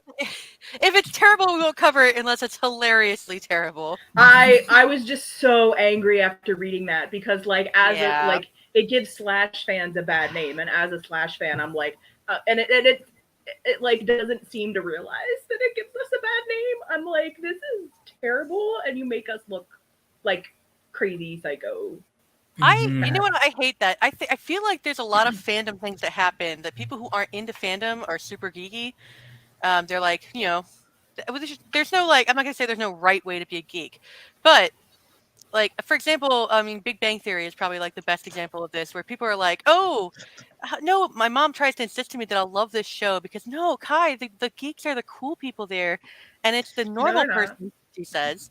Then it's the normal person who's the butt of all the jokes, and I'm like, Mom, critically watch something. All the geeks are made fun of constantly there. Constantly. And also all the jokes are really old, so yeah. The show is terrible. But yeah, no, your Ship It review. That was from 2018. Yeah. That was a good one. I felt like that was mean. Mine? I felt a little no. Your review was great. I read it because I was curious. Yeah, the book. Yeah. I felt like it made me feel bad about myself as a person after I read it. Well, I was just, and I can tie this into my recommendations later, but I don't like when terrible people don't face consequences for their behavior. And like in the book, like she's an objectively terrible person. Like she outs her girlfriend to her mother, like all this kind of stuff. And then she gets rewarded at the end. She gets to moderate the panel at Comic-Con. And I'm like, the hell she is. No random nobody is moderating a Hall H Comic-Con panel. A Hall H panel. A Hall H panel. Maybe like one of the small press panels. Like room 4. Yeah. Like, you're moderating a room 4 panel, but not room 4 is like maybe 100 people. Like that's how many people fit in that room. I can't with them. Anyway. You're moderating panel in like one of the small antechambers in like over in the Indigo. Yeah. Maybe. But yeah, our hopes are like conventions because the Geekery does a lot of convention coverage, but we haven't been doing that. Unfortunately. I went to Dragon Con in September, and I'm not gonna lie, I don't have the stamina, unfortunately, to do cons much anymore. Which is sad because I used to love Dragon Con. I don't really like it much anymore. I'm struggling a lot with various health things, and so it makes it really difficult for me to really get involved in convention stuff and the convention lifestyle. Like I had to take a walking aid with me to Dragon Con. And it was just really difficult. Anyway, and then I went to a small convention in January, and it was terrible. And they announced like the next day that they were never coming back, and I was like, ugh. It was in Orlando. It was called VillaCon. It was a convention about villains, and it had only been 2 years. That was the second year, and there were some good things about it, but there were some glaringly terrible things about it. And I just feel like writing something about it, you know, this far past its expiration date would be cool. Unless I were to write something about conventions in the pandemic era. Thank you for getting on this, because I'm dropping a lot of thoughts and words tonight. And I'm doing Ice and Fire Con, which is Tara's convention. I don't know. I kind of see cons are kind of, cosplay is definitely phased out of my life. I'm not doing cosplay much anymore, which is fine because honestly, I was just too stressed to do it. Your cosplays were so pretty though. Thank you. I might do like little baby cosplays every now and then, but my mental, physical health is just deteriorating so fast. I just cannot keep up with it anymore. And but yeah. Recommendations. Jamie, you've got one here. I have a couple. So the first one is it's on Netflix. It's a K-drama. Netflix. It's called Forecasting Love and Weather. It's still airing right now. There's only been 6 episodes, but it airs 2 new episodes every week on Saturdays and Sundays. And it's set like they work at like the National Weather Service in Korea. And it's basically, I mean, a staple of like at least East Asian dramas is there's always like 2 couples. There's like the main couple and like the secondary couple. Mm-hmm. And in this show, the main couple is 2 people who were at the beginning of the show with other people, and their significant others were cheating on them with each other, and they're the secondary couple.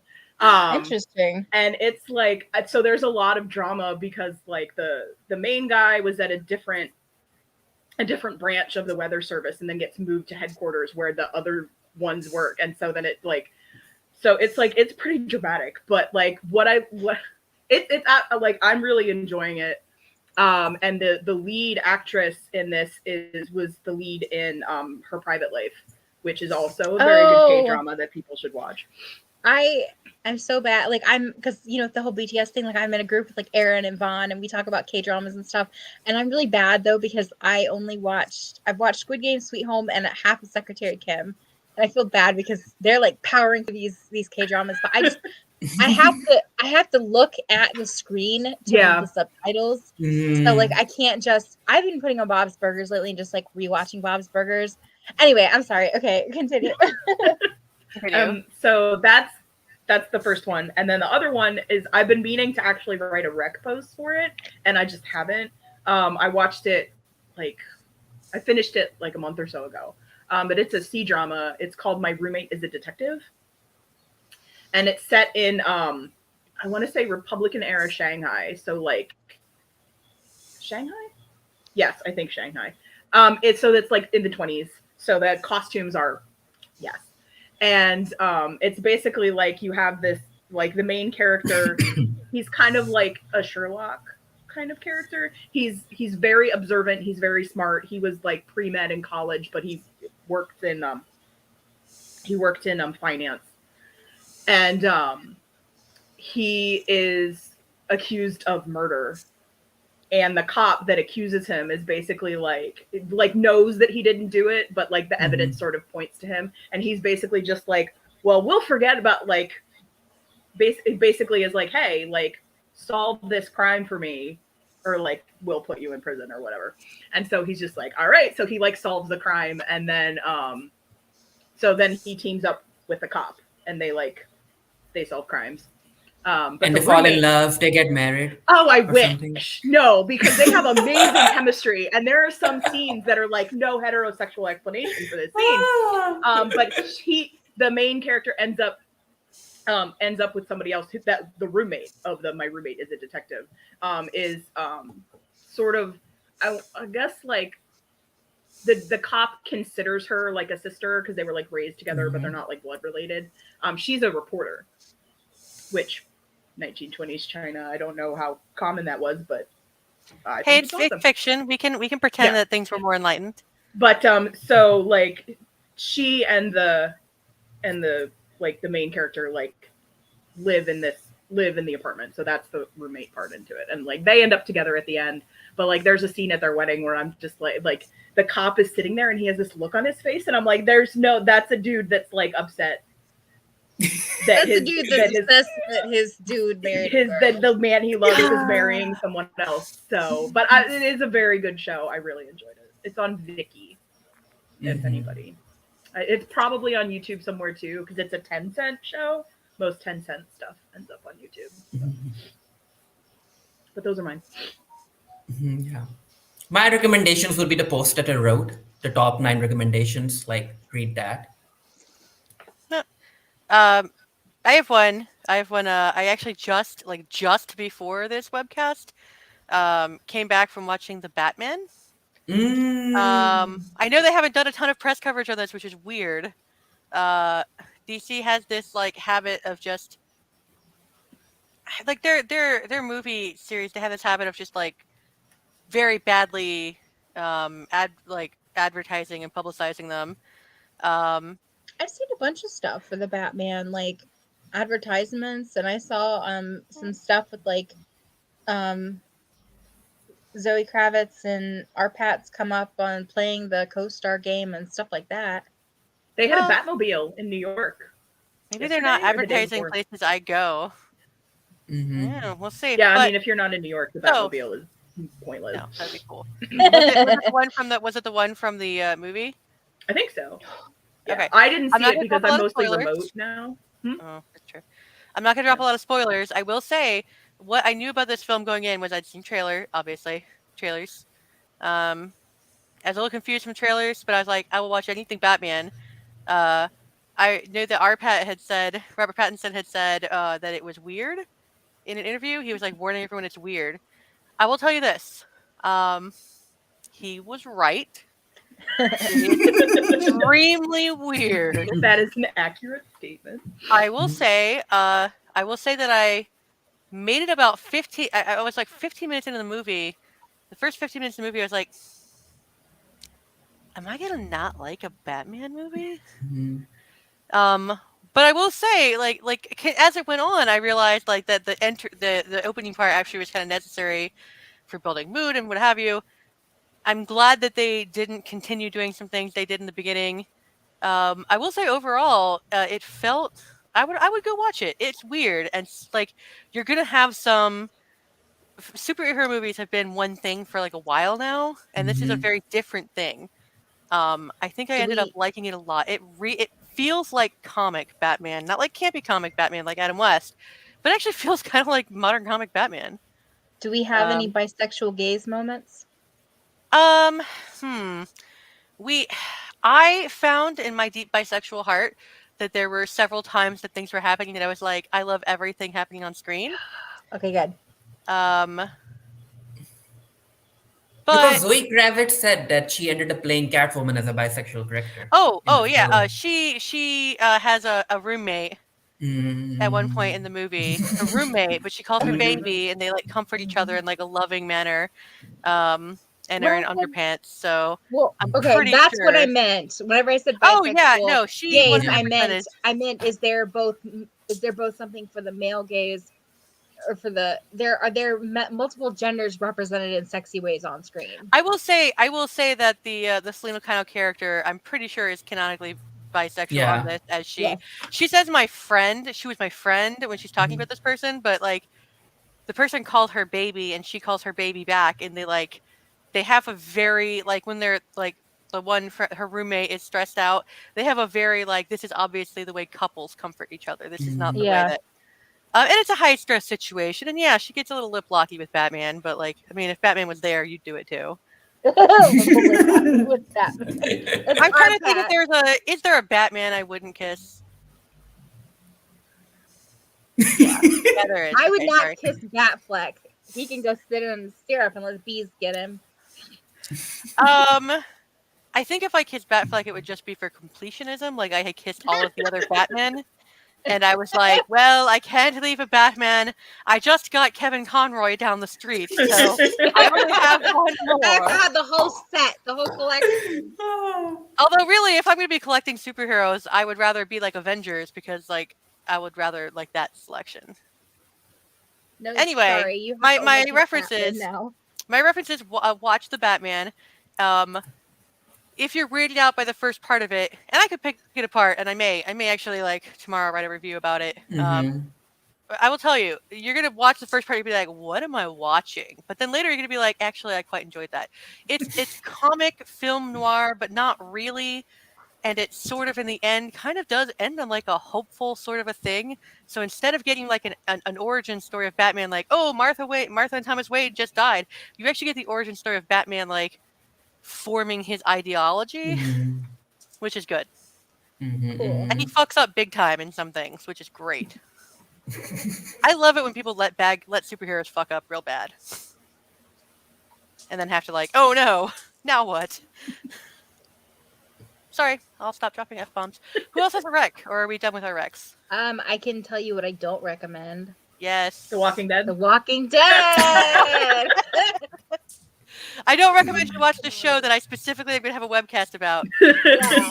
You can watch their webcast. Watch it. If you watch it, then you'll be able to join our webcast. Watch The Walking Dead. Go off. Watch it. Be as disappointed as the rest of us. Do it. I dare you. I triple dog dare you. Please, God, I don't want to be alone in this anymore. I'm not actually alone to cry too. I have Fareed and Tara. But look, we're only 3 people. We need some more. Look, the viewers have dropped below 1 million per episode. It is bad. That's bad. It is. They have more money than they know what to do with. So like, I guess we're gonna make more episodes. Me typing the script for the rest of Walking Dead, by the way. Oh, I kind of have one more. I don't know if I can call this a rec. I haven't seen this movie, but my brother-in-law was in a movie recently. Okay. And I feel obligated to plug it. It's on Amazon Prime. It's called Bull Shark, and it's about a shark in a lake in Texas. He is in 2 scenes. But he formulated like a whole backstory for his character and all that kind of stuff. So I'm gonna look it up. He's an actor. He's an actor. Yeah. That's what his motivation is. But it was I it's have one funny more. because I said I was like, oh, like I will tell all my friends to watch this, and she was just like, no, he says it's not worth the money. But but if you're the kind of person that likes like bad creature movies, I feel like you'd enjoy it. So I don't recognize any of these people. I love this. Where can people watch this wreck of a movie, Jamie? It's on Amazon Prime. Yeah. Amazon Prime, great. I actually also thought of another rec that I want to do. The Dimension 20 season that's running right now is called A Starstruck Odyssey. It's kind of set in a comic world that Brennan Lee Mulligan's mom, who is amazing. Lane Lee, sorry.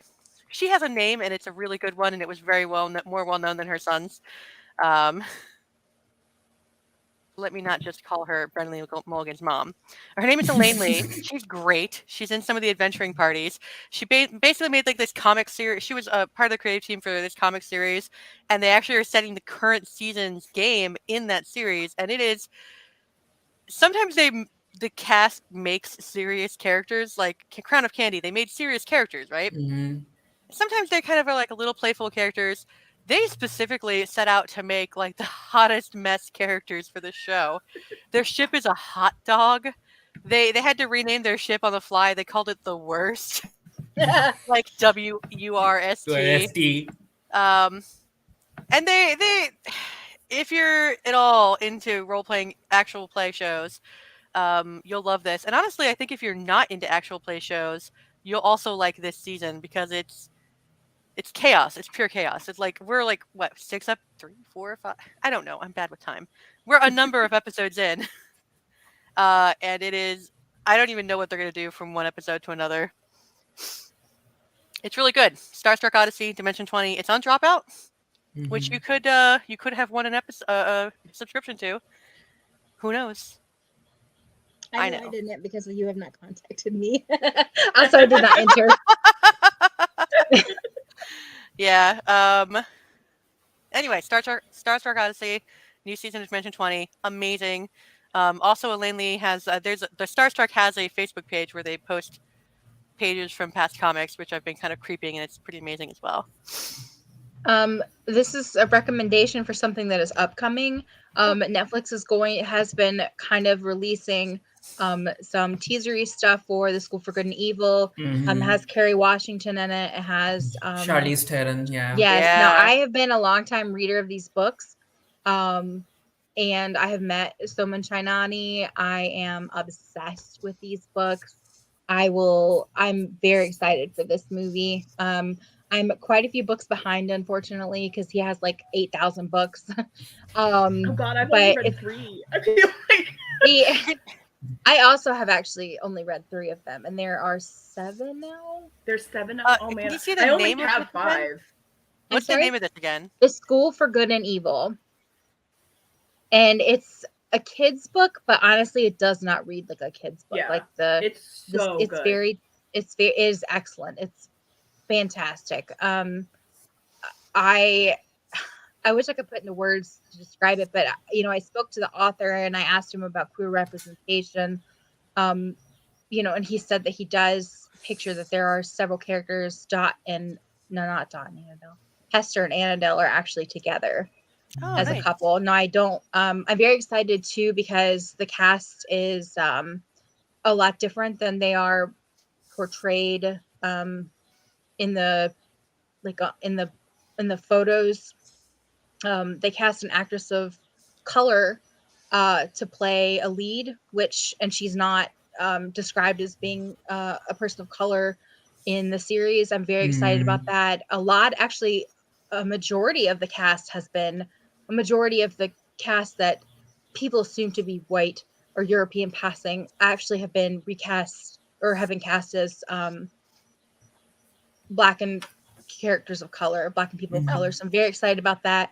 Whenever I talked to him, he said, this is my chance to do over what I wish I had done the first time. So I'm very excited about this. I'm very excited to see one of the leads is a person of color. And people are really angry about that. And I'm like, y'all just chill the fuck out. But very, very excited. Definitely check out the trailers for this. It's gonna be very epic. Also Kit is in it. Kit Young from Shadow and Bone. He played Jesper Faye. Yep. He's gonna play Rafal, which one of my favorites. And I won't tell you who Rafal is, but we'll find out. So yeah, cool. Very excited. Cool. Yeah. Okay. So we are definitely getting. We have a question. What else are we celebrating this year? Oh, Jamie. Yes, Jamie turns 40. Literally a month from today. So very April cool. 3rd. That is my big celebratory thing. And of course, like, I have another friend that's turning 40 in like 4 days or something like that, and we had originally planned to do something like big for our birthday, and then COVID happened, so like now it's probably just gonna be like me and like one friend, like, I don't know, going to a bookstore or something like that. But I'm still excited because it's like that sounds like a great birthday though. You could buy yourself 40 books. There is a town we saw this town on TikTok that is like it's a really small town, and like all of the stores are bookstores, like that's all they have or something like that, and it's in eastern Pennsylvania somewhere, and so we're going, but we don't remember where it is, so I have to find it in our text thread. Pretty hilarious. So what were you trying to say that you got Becca, were you trying to share something that you're looking for this year? Oh no, my 30th birthday happened during COVID, and I was planning something really big, and I'm still really mad about it. Anyway, okay, I'm done. I got the flu before my 30th birthday, like the day before. I had a big, like, because I was like, I had a big thing at Dave & Buster's planned, and I had like a bunch of my friends were coming, and then I got the flu and like had to cancel and reschedule. And when I rescheduled, like nobody could come, so there were like 5 people there. But no, that's so upsetting. Jamie, the town you're looking for is called Hobart Village in the northern Catskills region of Upper New York. Thank you. Apparently, almost every town in there is a bookstore. It's called a book village. Belle just running around in there.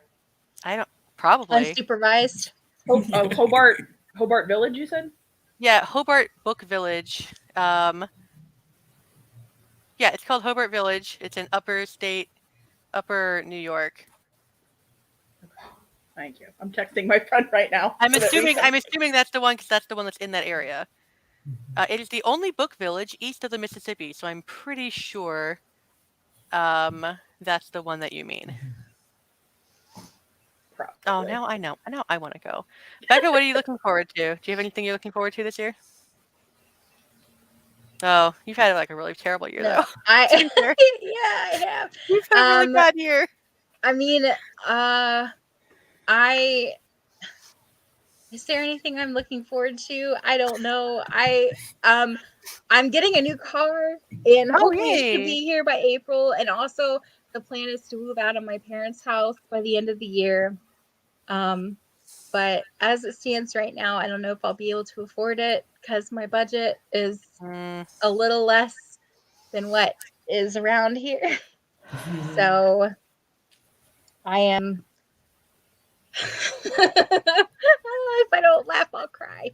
But I'm excited for everybody who's experiencing new changes and birthdays and excitement. And Fareed, what are you excited for?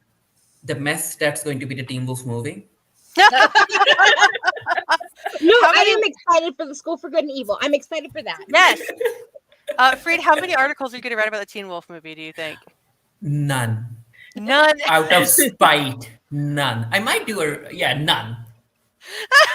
You should do a fake out article. You should do a fake out article. Like pretend you're gonna write about the movie, and then like the content is like completely different. Just imagine Jeff sitting in front of his laptop, refreshing the Geekiary page for the article to show up, and it never does. And then it's just a picture of him whenever he does, and be like, "Gotcha."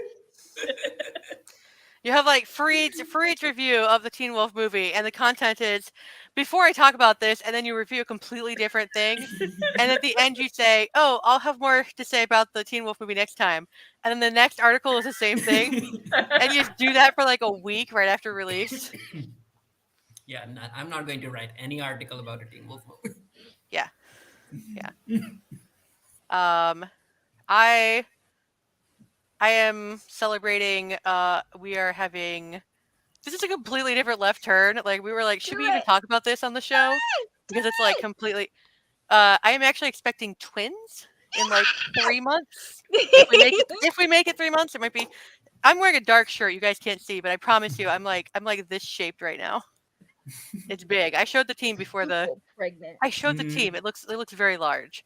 So that's what we have Put going put it on. on OnlyFans. Yeah. Oh my god! No, because there's people that would want that. I'm like, I don't. Right? I'm not gonna put them. I'm not gonna put them at that risk. Although I have Kai actually, is so red right now. I'm so red. I'm like, oh no. I actually strongly considered making an OnlyFans page for my dog, and it was just pictures of my dog. I'm sure someone has already done Only that though. Fargo. Yeah, it would be like, oh yeah, this is the Only Fargo page. And that's what he thought. OnlyFans OF, that's Only Fargo. And it's literally just pictures of my dog having a puppuccino, like sunning himself in the dog park. Kai, But- if you end up putting pictures of your dog with undergarments in his mouth, different undergarments in every image, some people will subscribe. People will buy those. I don't know if I want to do that because I could raise money for a service dog charity, even though it's raising it from weirdos, or if I don't want to expose my dog to weirdos. But hey, on that note, having twins in a couple months, yay! We know what their names are. They're incredibly geeky, but we will not share them until later. Just because I don't want to argue about them. I've been told that by many people. Don't tell anyone the names you pick, or you'll have to argue about them. Well, that or you run the risk of someone stealing them. In my head, your children's names are Arwen and Anakin, and you cannot convince me otherwise. Anakin is the biggest whiner on the planet. Please know I will never name a baby after Anakin Skywalker. I did have a bunch of people who were like, you can't name them Luke or Leia, right? And I was like, why does everyone ask me that when I'm like, you didn't even know what kind of twins I'm having, and they're like, you can't call them Luke and Leia. And I'm like, why does everyone assume? I mean, you should be assuming I'm going to be calling them like Steve and Tony or something. There was somebody Wanda and Pietro. No. There was somebody on Am I the Asshole that was like, am I the asshole for like wanting to name? They wanted to name their twins Fred and George. It's like, don't do that. Fred died. Why would you put that on your son? Like, the problem is that if you name your kids after something like characters like that, they'll hate it. So like, don't name your kids after something you want them to love. I say this picking nerdy names, but they're geeky. Remember how people ended up calling their daughters Daenerys? Oh my gosh! Then there are some babies named Khaleesi. That's not a name. That's a title. I know. I know some dogs. I know some dogs named Daenerys. I also know some dogs named Khaleesi. My Isn't cat your dog is named named Merlin. Splendid? Her name is person who's saying you shouldn't name dogs after fandom who has a dog named Splendid. No, I didn't say that. I said I know. Stop. You know what? You were putting words in my mouth, Kai, and I will. I don't care that you're pregnant. I will. You're gonna fight a pregnant lady? I will. I have no qualms about fighting a Go pregnant fight her. woman. Go fight her. Pop. No, her name is the Splendid Angarad after a character from Mad Max Fury Road. And I am going to name all of my animals after the characters in Mad Max Fury Road until I have the whole set. Though. That's a strong name. I don't like Daenerys though, so when people were like, her name was Splendid's name was almost Sansa. I feel like if you name anything, a pet or a human, but especially a human because they live longer, if you name a human after someone from fiction, it should be a fiction that's already done. Yeah. Don't name them from something that's still happening, because what if that person turns into like a genocidal maniac? Yeah, I agree. My car is coming, and her name is Betty White and Blue. Why are you laughing at me? That my minivan, we were talking about the minivan earlier. Yes. I had to buy a minivan because there's not a car that will fit 2 car seats and a service dog. But I named my minivan Bruce after Bruce Banner. Oh, Bruce Banner. Yeah, Bruce Well, Banner. he's smart and he's also really big. So Yeah. I just had this image of Kai's entourage, now including 2 kids as well. This is my husband, my helper, my babies, and my dog. they're like toddling, like they're barely walking because like a convention's happening. They're like toddling, but they've got like one of those like little newsy page boy caps on, and like a small little notepad.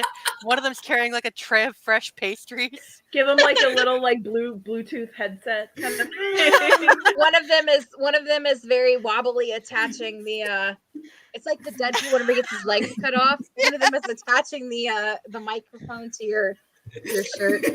A middle Okay. interview, I turn around, I'm like, Yeah, hey, you call this good audio quality? It's like the commercial that Ryan Reynolds shot with his daughter. Oh, the kid, whenever That's so he's cute. like, honey, daddy's down here, sweetie. The honey nap time, and she just drops the camera.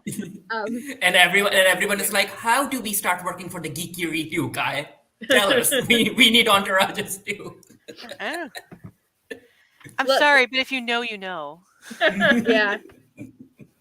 All right. Is there anything else that we need to talk about? But yeah, 9 years. That's a very long time. It is a long I know. time. I'm proud of us. We fought like yeah. hell too. I feel like I need to point out that because of readers, I said this in our anniversary announcement. I just want to call out like everyone who's reading, everyone who's watching Freed's videos, everyone who's like engaging with us on our socials and platforms. I think it's important that you guys know that in this pandemic time where a lot of people have been paying their contributors less, we actually, through our profit sharing, and because you guys are engaging more and driving up our revenue, we've actually been able to pay our contributors more and bring more contributors on and continue to grow that way. The goal, the dream, would be that eventually our contributors can just have this be their main job. And just looking at how we're growing without even conventions being a thing, this engagement that you guys are driving is actually helping people have a little extra money to make a little extra ends meet. And so thank you for that. I'm surprised that we're still increasing and growing in a pandemic, but it's happening, and that's because of you guys. So thank you. Thank you. We love you. I'm gonna do the heart. I don't know how to do it. The heart. It's somewhere here, right? Yeah, you can do this. Thank you. Little K-pop hearts. All right, so I'm Becca along with Jamie, Kai, and Fareed. Thank you again for joining us for Feelings with the Geekiary. Remember, we are a free webcast. We are a free webcast run off of donations to viewers like you. Thank you for contributing and helping our host site, the Geekiary. See you next time.